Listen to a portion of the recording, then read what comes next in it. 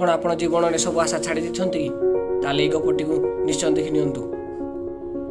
ଥରେ ଜଣେ ରାଜା 2 ଜଣ କଏଦୀକୁ ମୃତ୍ୟୁଦଣ୍ଡ ଘୋଷଣା କଲେ।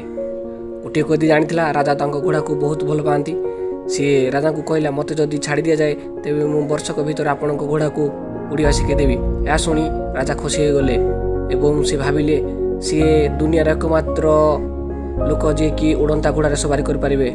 ଏହା ଦେଖି ଦ୍ୱିତୀୟ କଏଦୀ ପ୍ରଥମ କଏଦୀକୁ କହିଲା, ତୁମେ ଏତେ ପାଗଳ ପରି କ'ଣ କହୁଛ? ବରଂ ତୁମେ ତ ତୁମ ମୃତ୍ୟୁକୁ 1 ବର୍ଷ ପାଇଁ ଟାଳି ଦେଉଛ, କାରଣ ଘୋଡ଼ା କ'ଣ କେବେ ଉଡ଼ିପାରେ?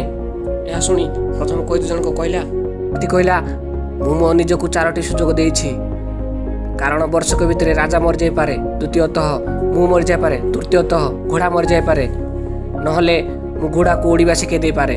ତେବେ ଏଇ ଛୋଟ ଗପରୁ ଆମେ ଏହା ଶିଖିଲେ ଯେ ଖରାପରୁ ଖରାପ ସମୟରେ ବି ଆଶା ଛାଡ଼ିବା ଏବଂ ବିଶ୍ୱାସ ଛାଡ଼ିବା କଥା ନୁହଁ। ଜୟ ଜଗନ୍ନାଥ, ଜୟ ଭାରତ।